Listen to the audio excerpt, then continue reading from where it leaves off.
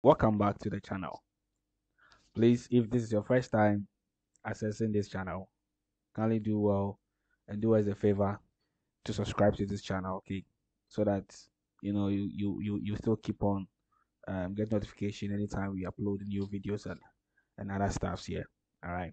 So today we'll be talking about, or we'll be studying things about arrays and functions in VB.NET. Okay.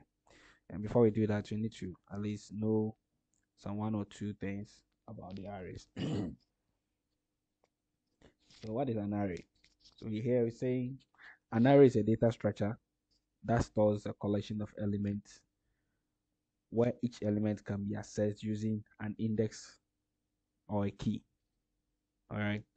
So and we are, another point is saying that arrays are used to organize and store data in a structured manner, making it easier to manage and manipulate data in programming. So when we say that an arrays is a collection of elements. So if you remember your early days, mathematics, set, all right, a set is a collection of like items or items, all right.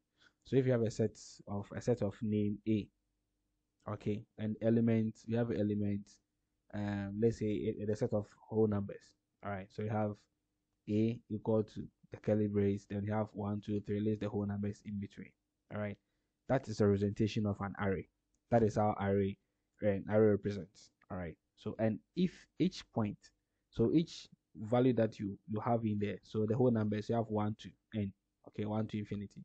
So the 1, 2, 3, 4, 5, blah blah blah, they are all, though you are seeing them as the value, you are seeing the value there, but the representation of the value in the system, in the memory allocation, are index based, and that index starts from the 0 to 9. Do you get it? So that is what you want to refer to here. Okay. Not necessarily the 0 to 9, but it's index based. So you can have 0 to the last number minus 1. That is it. Okay. So this is an array, some of the sample of an array syntax. So you have an array name, they have the curly brace, the parenthesis equal to the array element in the curly brace. That is one aspect of how arrays are declared. Okay, these are some few samples. Then have the array name, then array size. So you can declare it like that too. And the elements of the array are more or mostly represented in the curly brace. All right. So let's move on. Characteristics of an array. So the first point is arrays are fixed size. Okay. So arrays are fixed size, meaning that once the size of the array is defined, it cannot be changed during runtime. If you need a dynamic size, you might use another data structure like list or dynamic arrays. All right, and arrays too forms part of the data structures. Okay, so that is beyond what you are doing here. So have data structures and algorithm. If you want to know more about data structures, you have to read more about that. I'll try and do videos on data structures and algorithm one of these days. But when you say that, when you define the size of an array, okay, you can't change it at runtime. So when you define the array size to be 4 and the system starts running, you can't intermittently update the array size or they get it. So that is what you want to mean here. And if you are saying that if you want to do that, you have to use probably the dynamic arrays or list dealing with list and other things. But for, let's say, a normal array, okay, a one-dimensional array, for instance, you can't change the size of it at runtime. That is what you're. So arrays are mostly fixed size. So if you set it to be, this array is of size 4, it's of size 20, it's of size that and that and that. Okay, so that is how it is. Then we have homogeneous elements. So arrays typically store elements of the same data types. For example, you might have an array of integers, an array of strings, etc., etc. So if you declare an array as an integer and you want to store characters in it, strings in it, it won't work. You can't store the two of them too, like character and this thing and integers in it. It won't also work. So if we're dealing with an array of integers, it's supposed to be array of early integer values that will be stored as their values. That will be the accepted values in that array. You can't mix them. So that is the homogeneous nature of arrays. The final point is here is index-based access. So just as we explained in the previous slide, okay, the elements of the array are accessed using index. They are index-based. All right. So if you have each element in the array is identified by an index position, In the next slide, you're going to have some examples and you appreciate this point. The index usually starts from 0 of the first element for the first element and goes up to the size of the array minus 1, n minus 1. Okay, so these are the basic characteristics of an array. Okay, aside the name, the element, and all those things, this is the basic characteristics of the array. Now, array declaration. So given this array declaration, okay, so for the array declaration, you have implicit declaration, you have explicit declaration, you have string declaration. These are few among the lots that we have. Okay, so if you check the implicit and explicit, for the implicit declaration, once you are declaring the array, you also assign the element to it. Do you get it in one line? But explicit gives you the luxury to define the array with a size. Okay, then you cannot the next line you cannot come and set your array elements to the array. And if you define it by having an array size of 4, it means you have to have 4 elements here. And if you are calling it by index, then you're going to have this first one representing 0, 1, 2, and 3. So the n minus 1 is 1, 2, 3, 4. So 4 minus 1 is 3. So it means it will start from 0 and ends as 3. That explains what we just read from the previous slide. Okay. Now, when we come here, the array string declaration, it's a string array declaration. So if I have a name array and I declare it as a string, you can have this, strings. These strings are also represented in a double quotes. All right. So you put them in a single or double quote, and you go like that. So that is how we declare array. So you have implicit declaration, explicit declaration, and string array declaration. Please, at this point, if you haven't subscribed to the channel, kindly hit the subscription button.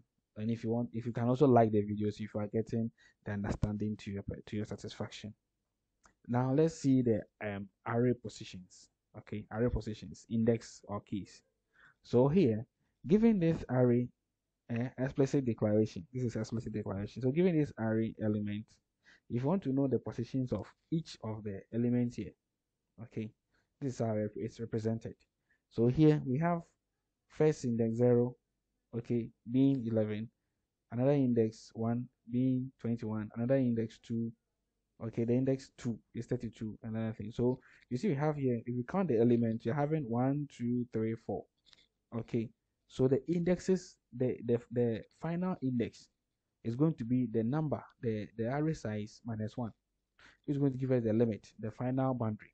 Okay, in the first boundary start from 0, then the final boundary is the array size minus 1. That gives us the final boundary, and that is what has been defined here.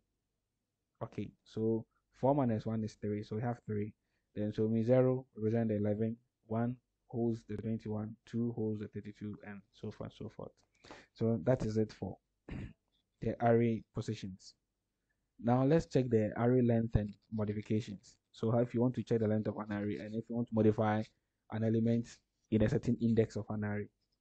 So given the same array size, okay, and the element, if you want to check the length of this array, this is the syntax. So the array name dot length, okay, gives you the number of the size of the array. Okay, then if you want to modify, so if let's say you want to change the value of index 2, so index 2 here is 0, 1, 2, that is 32. Okay, and you want to replace index 2 with 78. Okay, so if you do it, this is how we do it. So number, that is a array name, then the index that you want to replace, then you bring the value that you want to replace over here together. So you have assigned the value to the index position 2. So this will now change the value of the array position 2, which is 32 to 78. This is how it is. So when we go to the coding area, okay, we will see the implementation, how we implement this one. Okay, so we'll do all of them, then we see and we appreciate it. All right, now let's go to the next point, the parse and try parse methods. Converting of values to either integer or whatever decimal type data type that you want to do. And mind you, these ones are used for when we are doing user accepting values from the user. Okay, and so in converting strings to other data types, you can use the integer pass, integer dot pass, double dot pass, integer dot try pass, double dot try pass. Okay, so when we're dealing with integers, in you can also have floats, all the data types dot pass. Okay, the numerical data types. All right, the floats, the decimal, the integer, the double, and all those things. Okay, they are all. This is how we use them. Okay, so if you want to receive something, so if you are doing a user defined application where you accept values from the user, okay, you are accepting values from the user, it is advisable to track the entry. So if you are dealing with an arithmetic operation and you are allowing the user to enter a user defined value. Okay, since you are doing an arithmetic operation, you have to make sure that the value that has been received from the user, okay, is a correct value that you are expecting. So that is why we use these pass methods. All right. So when you doing using that one will help you to get the actual to verify or validate the accepted input from the user. Now these methods are used to so these methods are used when dealing with user inputs. Okay, and the try pass. So we have the pass and the try pass. The try pass method returns a boolean indicating whether the conversion was successful or not. So either 0 or 1. So when you are converting, okay, when you are converting from the string to the other data type, let's say the integer data type or the decimal or double data type, and you want to check whether the conversion was successful. That's why we use a try pass. So if you are converting to integer and use a try pass, you want to check whether the conversion was successfully done into integer or double or decimal or float, any of them. That is where we use those ones. Okay. Now let's go to functions. So functions are a block of codes that perform specific tasks and can return value to the caller. Okay. This example of a function. So it's a block of code.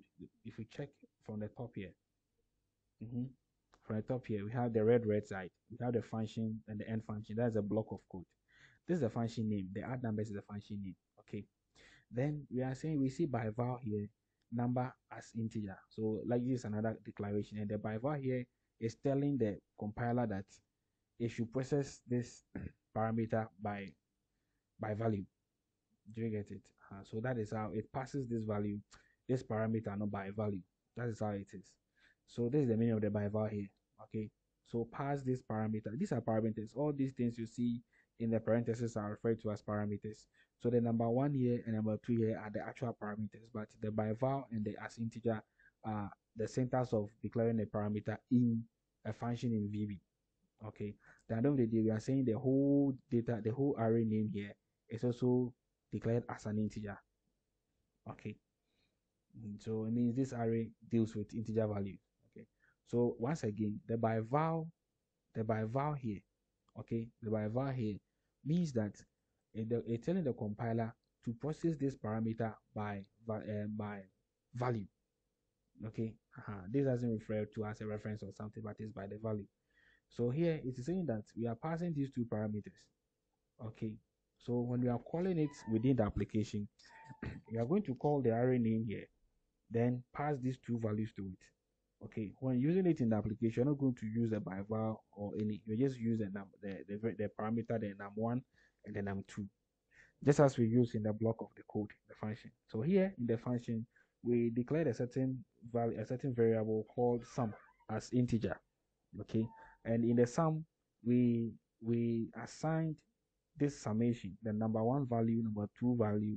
These values are coming from the parameters that were passed, okay, in the code. So we say that when we call this function, okay, it should add whatever value that have been received, add them together, assign them to the sum variable, and return the value to the, you get it, return the value to the function for it to be used in whatever the code that calls the function name. Okay, so that is the meaning of this side. So now let's see the explanation. So the function here refers to the keyword is a keyword used to declare a function. Okay, the function is a keyword used to declare a function. The add number represents the function name. They know the function. The by val integer, the by val number one as integer as well. So are the parameters passed to the function.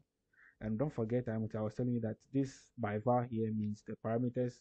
Okay, it's telling the system to pass the parameters by value. That's what it means. Then we have here as integer, specify the the return type of the function. Okay, so when the function calculates everything and it is returning the value to the caller, okay, it will now return it as an integer because it was defined as an integer in the system. Then the return sum here returns the calculated sum to the caller. Okay, so that is all about the function. All right, so we'll end here. Then we'll go to the coding environment.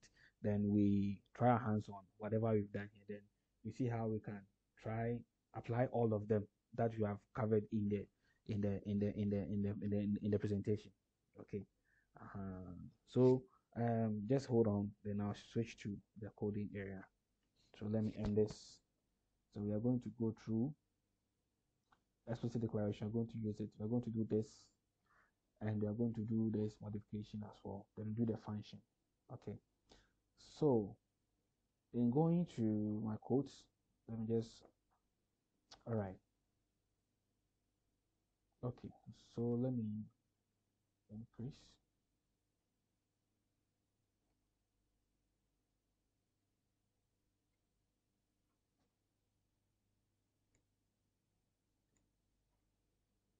All right.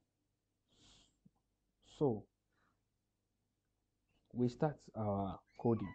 All right. Let me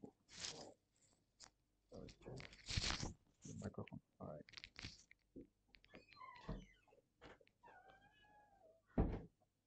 So what I'll do here is I'll declare my variable, my array name. Okay. So I'll use my dim. The array name, I'll call it numbers. Then I'll set the size to 4. Then I'll set this one as what? As an integer.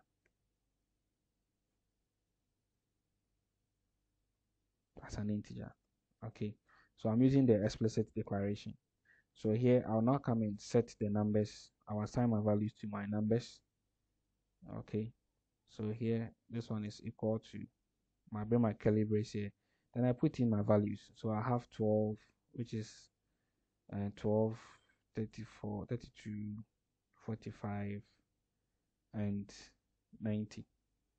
Okay. So this is the explicit declaration that I've done. Okay. So now let's check the array, the size of the array. Okay. Let's check the size of the array. Then after checking the size of the array, then we try to print the one of the positions, the array positions. Okay. Then we try to modify the positions. Then we will take it from there like that. Okay. So now let's see.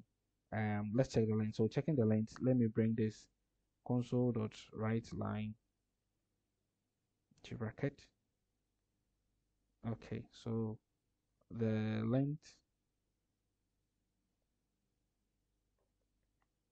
is then in concatenating, we use the ampersand for the concatenation. So when we want to concatenate in VB, we use this symbol, the concatenation symbol, to do that. All right.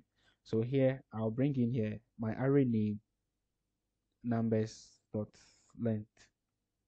So this should give me the size of the array. Okay. This should give me the size of the array. So now let me run this application and see the response that will come. Apparently we are expecting 4. Because this is the array size was 4, so yes, we should expect 4 here. So when we run it, we have the length is 4, which means we are correct. Okay, so we use this when we want to check the length of an array. This is the syntax. So just as we explained in the PowerPoint, okay, in the PowerPoint, we said we use the numbers, the array name dot length, and this one will give us the size of the array. Now let's go and see if we can get the position of each of the array. Okay, the position of the elements in the array. So in doing that, I'll rem this one. So if I want to comment, I'll use the single quote here to comment, or you bring the rem to comment it. So on the next line, I'll write another code here saying that console.writeLine. Now I want to display the position of all the array, the elements. Okay, I want to display the elements of the, what do you call it? Yeah, the elements of the array. Okay, by their positions. Okay, so here I'll bring in here 0, element 0. So here 0, then I'll bring equal to, then the first element there. So I'll bring the ampersand, then I'll display, or this, it will be best if I use the for loop to loop through. Okay, that will be automatic. So here I'll bring the for loop to loop through the array, and for every index, and the loop supposed to display the value in the index, just as we spoke about in this slide. Okay, so you see this slide, they had the array name numbers, and we had the values or the elements being 11, 21, 32, 43, and here we display that the first index 0 was equal to was 11, the second index 1 was 21, up to the last index, which was this. So I want to do something like that in the code. All right, so here what we do is we introduce a for loop here. So for, say, I, okay, as an integer,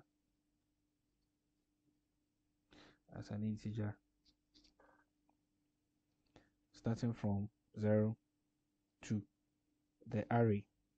Okay, so the array dot length minus 1.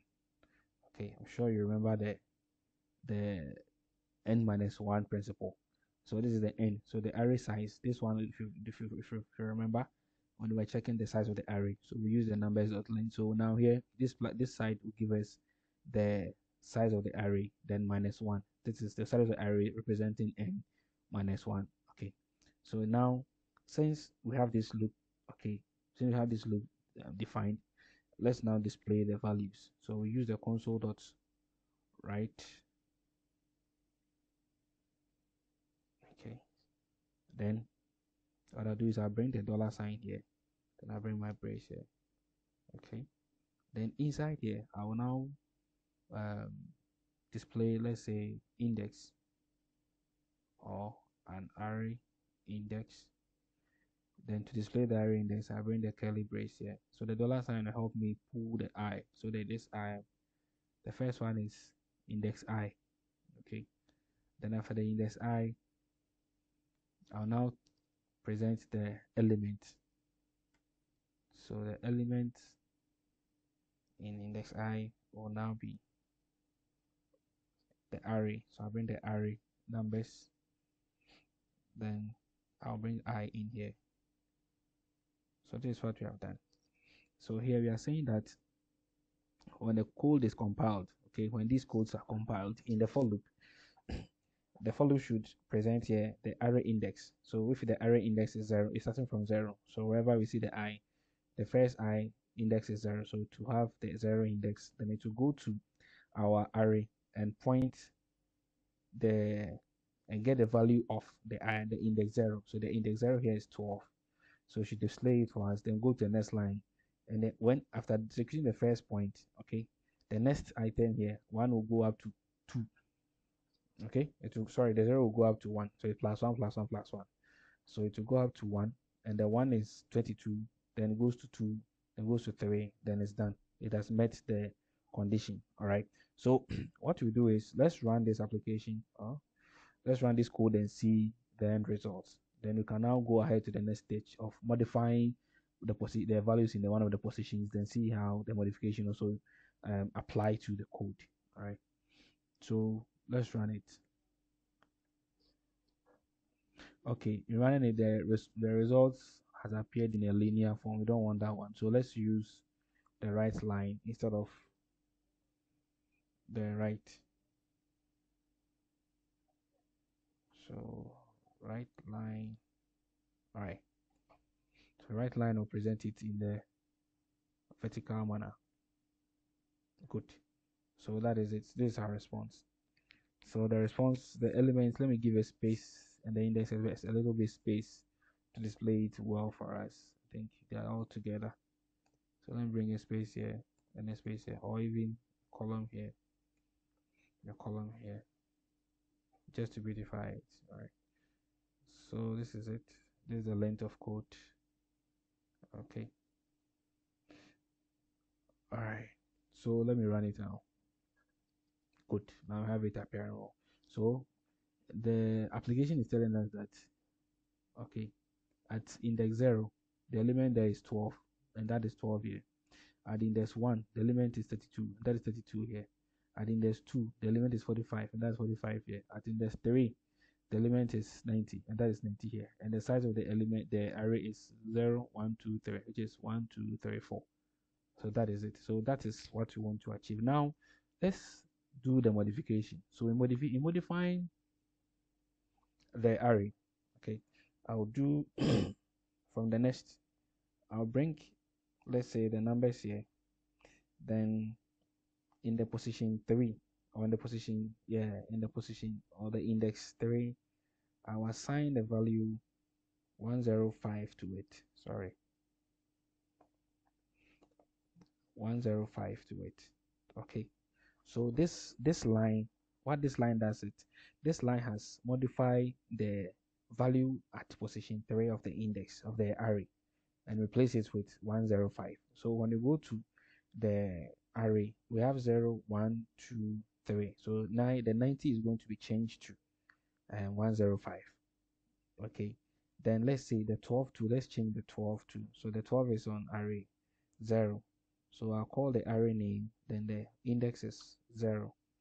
So the 0, I'll change it to 120 or 21. Okay, so now I've modified two indexes, the index 3 and the index 0. I'm replacing them with the 105 and 21 respectively. Okay, so now let's display. Okay, so I'll copy this for loop here and now come here and apply. So I'll display the same. I'll run the application. When I run, the first set will display the original values of the array. Then the second set will display the modified array elements. Okay, so let me run it. Okay, so they are together. Let me just try and give a space somewhere. So over here, let me bring in here console dot right line nothing. Just put an empty string and see if it will do a certain magic for us. Good. So now let's see. So we modified the position 0 and 3, and we replaced the position 0 with 21 and replace the 12. So now the position 0 is now having the value 12. The position 3 is now having the value 105 instead of 90. Okay, and then the position 1 or index 1 and 2 are still maintaining their values as 32 and 45 because they didn't touch it. So that is it about the arrays and modifying them, modifying the array, getting the array length and others. Okay, so this is a basic array application that we can do. Okay, so you can play with it and see how best um you know how best you understand what we just walked through. Okay, so now we have to now deal with the passes. Okay, so now we have to introduce a code where you allow the user to define the array size and key in some values to the array. Okay, give the array some values, then the system should display the values that have been keyed in or that has been received by the user. So let's do a certain that small application. So the application will be like, we are going to write an application that accepts and store user values into an array and display the values. Okay, so in doing that, I'll clear this code. I'm going to clear this code. Before I clear this code, let me just organize it in such a way that you can access it if you want to do a quick through of it. So this is the entire code. All right, before I clear them, this is what we did. We declared the array size. We assigned this is the explicit array declaration. Then we display the values. We modify the positions 3 and 0. Then we display the values. That is it. Okay, so I'll clear this content and start a new application. So starting the new application, we are going to declare a variable size. So then size as an integer. Then we tell the user to enter the size of the array, the preferred size of the array. Okay, so in doing that, we bring the console dot write line. All right, and we say enter the size of the array. Okay, so once the size of the array is entered, we have to receive it. So we now set the size variable to receive it. Okay, so here we are dealing with integer value. So we want to convert the string, the value that will be entered by the user. We want to convert it to an integer. So do the integer dot pass, then into brackets we bring our console dot read line.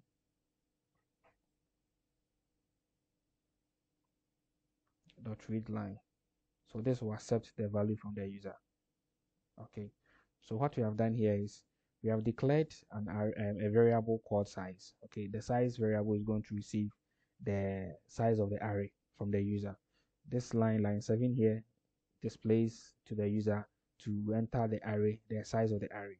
Then when that one is entered, then this line 8 here, we assign whatever value has been entered. We pass it as an integer, we convert it to an integer. Then we now assign it to the size variable. That is what we have done here. Okay, so in running this is how it will be. When we run this application, the question has come, enter the size of an array. So if I enter 4, that's all. That is what we have done so far. So now let's continue. So we're now coming to create an array. Okay, we are coming to create an array of what has been received. Okay, so in doing that one too, so we bring our dim plus user array into brackets the size, the value that was received, okay, -1. So the preferred size of the array is what was received from the user. So if it's 4 or 5, we use the n-1 principle. So defining the array, to get the size of the array, we are going to use the n-1, so the size -1, to get the main size of the array. Then now we go and do our operation. So we want to loop through, okay, we want to loop through the some series of questions, okay, to request for the subsequent elements of the array from the user. So we can't just do console.so-and-so1 and just enter the first number, enter the second number. That would be tedious. So we introduce the for loop here to do that. So it will ask the first one. When I say first one is received, it will go and ask the second one, line that and that and that. All right. So bring the for loop here. So for I as integer starting from 0 to then the size of the array -1. Okay, then in this block, that is where we are going to do the magic. Okay, so I'm going to say console dot write line console.writeLine. What are we telling the user? We are telling the user to enter the value of the index something. So to do that, we bring the $sign here. Then we say enter the value for the index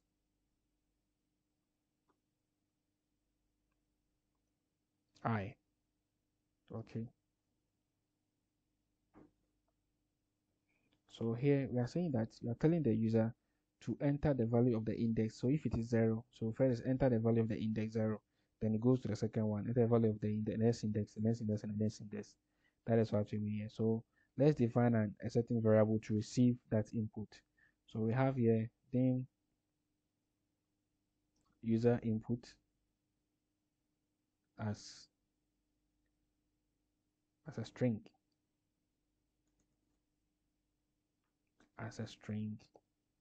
Okay, so I'm just doing the implicit declaration. So as a string, then I do here, I bring the console.readLine, console.readLine, and then that's it. Okay. So what I'll do next is I'll now have to check and see.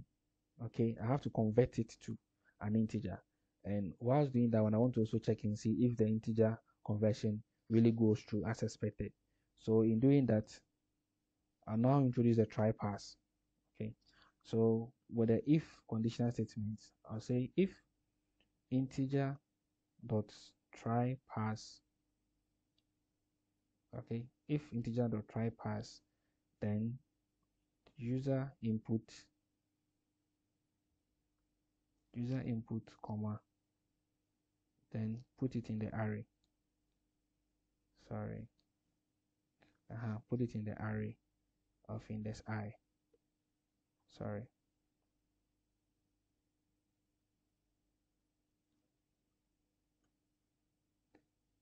Then okay, so what we have done here is this.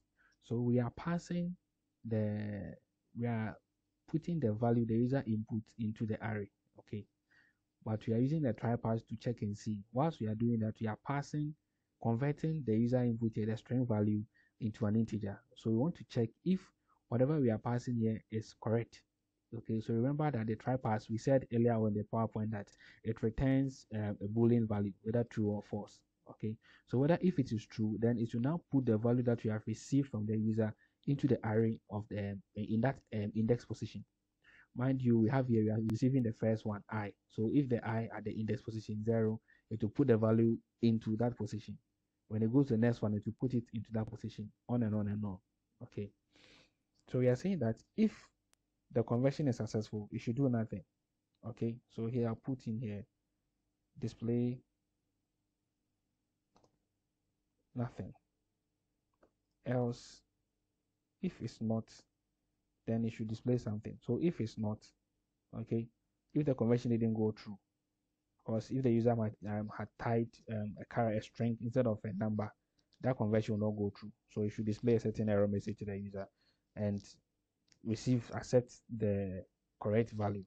So that's what we are going to. So we are going to display to the user that, hey, you will enter the invalid console.writeLine. Tell the user that invalid input.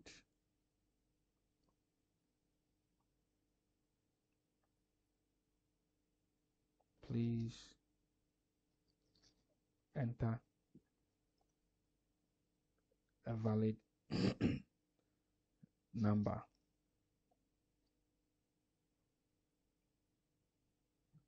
Okay. All right. So enter a valid number. Then because the iteration has moved to a certain number, and we want to correct the we want to accept the correct value for that index, we have to now reduce the count, because at this point the count has moved from 0 to 1. So we now have to bring it back to the 0 to accept the correct value at the 0 position. So what we have to do is we have to implement the decrement. So here the I value, the I counter is going to be decreased to 1. Okay, so in decrement we use the I minus or equal to 1. So this one is also equal to this. I could have done it like I is equal to I minus 1. Sorry, I minus 1. So instead of doing this programmatically, you can also make it use the advanced way to do it. So I just bring it like this. I equal to sorry, I minus or equal to minus equal to 1. It's the same thing. So if we were to add, we would have done it I plus or equal to the 1. Okay. So what this position will do, this time at line 20, what line 20 is going to do is it's going to bring if I is equal to 1. Okay, so if the loop counts, it starts from 0 and displays this one. So at this point, it has moved to 1. Okay, so when the error is triggered, we are saying that it should now move from 1 back to 0. So 1 minus 1 is 0. So to take us to the position 0, that is what this line is doing, line 20. Okay, so that is what it means. So here what we are doing here is we are accepting the values. Okay, we are accepting the values and validating them as well. So we are doing multiple things together. All right, we are accepting the values and we are validating them as well. So now let's run this application and see what we have done so far. Okay, so it says enter the array size. So I'll enter 5 here. It is requesting for the the values. So the value for index 0, all right, 12, a request for the second one, 32, 43. Okay, then the fourth one. So the fourth one will be the last one because 5 minus 1 is 4. So here I'll type in a string. Then it tells me invalid input. Please enter a valid number. Okay, then it brings me back to the index 4. So that is what the I minus equal to 1 is doing. So you see it has returned me to the index 4. All right. So here I enter the correct one, 23. Then now the application ends. Okay. So what we do is now that we have key in the elements for the array, we have defined an array and we have key in accepted the individual elements of the array. The question was to also display the value that has been received. Okay, so in displaying the value that has been received, we now move out of the for loop and introduce another for loop. Okay, we're going to introduce another for loop to display the value that has been received. Okay, and even in doing that, we can still bring the index and the value that has been received as well. Okay, so we now bring console dot write line into a bracket. Then let me copy this. Then say the content of the arrays. So the second one, I write the content of the array as follows, or are, to make it shorter so that it wouldn't go outside the code area. So I'll scroll up. Then the I want to use a for loop. So the for loop that we used earlier on. So for another I, or let's say j as integer, starting from 0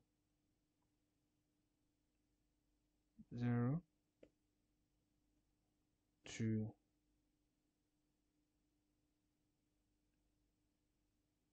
the array size. So size minus 1. Okay, so size minus 1. Then we are saying that console, you should display dot write line. Sorry. So before that, let me bring my $sign here. Oh, before that, so $sign. So element or index, array index j. Okay, comma, then element, the received element of the I, oh sorry, of the j. We are using the j. Okay, so the received element will be the array name. So the user array, then the position. So the j is the position. So this is what the thing is going to do. So after accepting the parameters, it is going to display per index for us. So let me run this code. Let's compile it and see the effect. So so you can see this. So now I'm setting it to 5. The array size is 5. The first one is 12, 34, 54. The third one is 67. The last one is 98. Voila. So we define the array. Then for every index, we assigned an element to every index. Then we displayed the values, the elements in the array. So that is what we have done.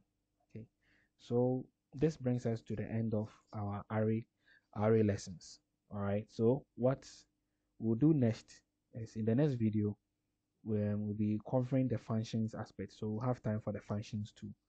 All right. So in the functions we are going to do something like a USSD menu where you select an option, then you go to a certain function to perform a certain action over there. So we do that in the next video. So thank you. Take your time and practice this to the core.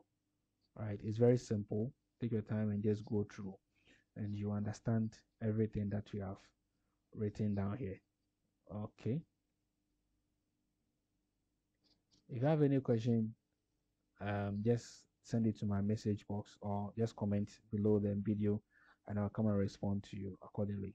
All right. However, if you haven't subscribed to the channel yet, do well to subscribe to the channel. See you in the next video.